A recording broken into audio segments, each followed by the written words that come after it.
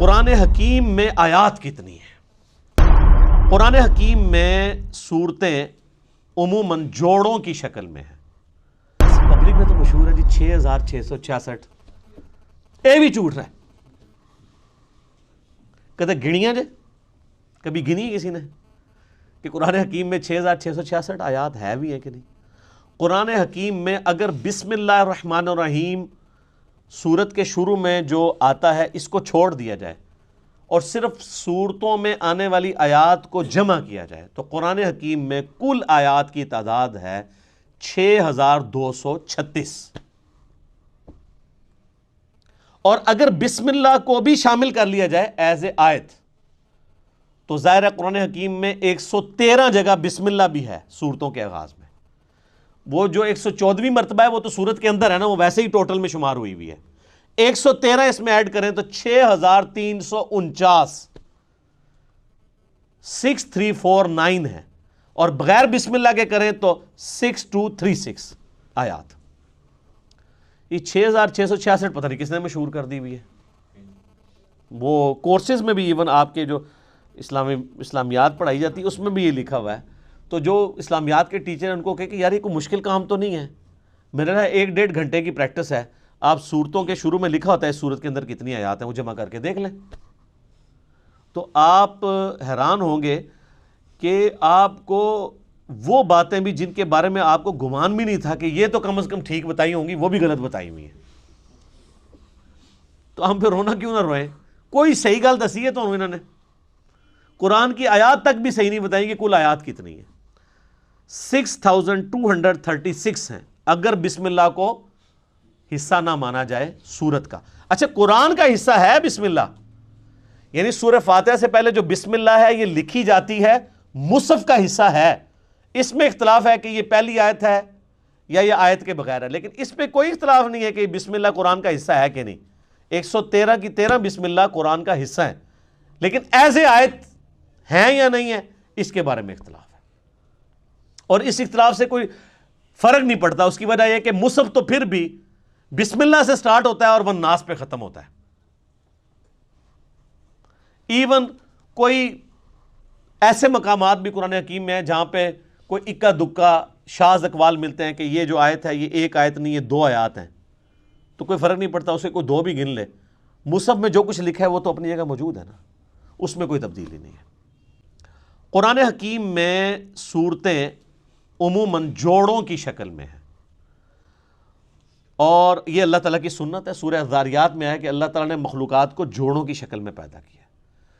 جوڑا جو ہوتا ہے نا وہ آپ کو پتہ ہے ایک دوسرے کا ریسیپروکل ہوتا ہے، مرد ہے عورت ہے، میل فیمیل، لیکن یہ دونوں چیزیں مل کے ایک مشترکہ مقصد کو اچیو کرتے ہیں۔ جیسے مرد اور عورت دونوں کے ملاپ سے اللہ تعالیٰ نے اولاد کا سلسلہ شروع کیا۔ یہی جینڈرز والا ایشو جو ہے وہ جانوروں میں بھی ہے، ایون نباتات کے اندر بھی ہے۔ تو دونوں ایک دوسرے کے بغیر امپرفیکٹ ہیں، دونوں مل کے پرفیکٹ ہوتے ہیں۔ اس طرح قرآن حکیم میں بھی صورتیں جوڑوں کی شکل میں مل کے ایک پرفیکٹ مقصد کو اچیو کرتی ہیں، جس کی آپ کو سب سے موٹی مثال سورۃ الفلق اور سورۃ الناس ہے۔ یہ بھی جوڑا ہے۔ سورۃ الفلق ان شیاطین کے حملوں کو ڈیل کرتی ہے جو باہر سے حملہ آور ہوتے ہیں، جادو کی شکل میں، حسد کی شکل میں۔ آپ دیکھ لیں، قل اعوذ برب الفلق من شر ما خلق، ہر اس چیز کے شر سے تیری پناہ میں آتا ہوں جو تو نے پیدا کی ہے۔ ومن شر النفاثات فی العقد ومن شر حاسد اذا حسد، پھونکے مارنے والی جو جادوگرنی ہیں ان کے شر سے، اور حسد کرنے والے کے حسد سے۔ حسد کرنے سے یہ نہیں ہوتا کہ کسی کو کوئی نقصان پہنچاتا ہے، مراد یہ کہ وہ فزیکلی پھر اس حسد کا شکار ہو کے آپ کو نقصان نہ پہنچائے۔ لیکن سورۃ الناس جو ہے وہ اندر سے حملہ آور ہونے والی چیزیں، جو داخلی چیزیں ہیں، انٹرنل چیزیں، یہ ایکسٹرنل چیزیں، خارجی چیزیں، اور وہ انٹرنل۔ قل اعوذ برب الناس ملک الناس الہ الناس من شر الوسواس الخناس الذی یوسوس فی صدور الناس من الجنۃ والناس۔ سورۃ البقرہ سورہ ال عمران بھی جوڑا ہے۔ سورہ البقرہ بھی سابقہ امت مسلمہ کو ڈیل کرتی ہے، لیکن وہ کون سی امت؟ یہودی۔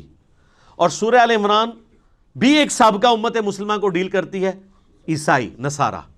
یہ دونوں مل کے ایک پرفیکشن کی طرف جاتے ہیں۔ سورہ النجم اور سورۃ القمر یہ بھی جوڑا ہے، چاند اور تارہ، چاند تارہ ویسے بھی جوڑا ہے، آپ کے وہ جھنڈے پہ بھی ہے نا۔ تو یہ قرآن حکیم جوڑوں کی شکل میں ہے، اور آپ کو بعض اوقات بالکل سملر آیات جو ہے وہ جوڑوں میں مختلف انداز میں صورتوں میں ملیں گی۔ ایک علیحدہ سے ٹاپک ہے، اور اس کی ڈسکوری جو ہے نا امت میں پہلی دفعہ کی ہے حمید الدین فراہی صاحب نے رحمہ اللہ تعالی، جو غامدی صاحب کے بھی اور ڈاکٹر اسرار صاحب کے بھی دادا استاد ہیں، امین احسن اصلاحی صاحب کے استاد۔ اب یہ آپ چیز دیکھیں، یہ وہ چیز ہے جو امت میں پہلے 1300 سال کے مسلمانوں کے اوپر اس طرح اشکار نہیں ہوئی، اگرچہ اشارے موجود تھے۔ یار جب ابو داؤد میں، ترمذی میں، ابن ماجہ میں حدیثیں موجود ہیں معوذتین کے بارے میں، دو پناہ دینے والی صورتیں، اسی طریقے سے مسلم شریف میں حدیث ہے کہ سورہ آل عمران اور سورہ بقرہ جو ہیں یہ دو پرندوں کی شکل میں، صائبان کی شکل میں قیامت والے دن سایہ کریں گی۔ تو اشارے تو موجود تھے، لیکن اس طرف کسی کا دماغ نہیں گیا کہ یہ واقعی جوڑے ہیں، پھر ان کا ایک مقصد اچیو ہوتا ہے۔ وہ پوری کی پوری ایک جو سمجھ لیں آپ پوری ڈاکٹرائن ہے نا، وہ اس بندے نے ڈسکور کی ہے، اور اس بندے نے بھی کمال کام کیا ہے جی۔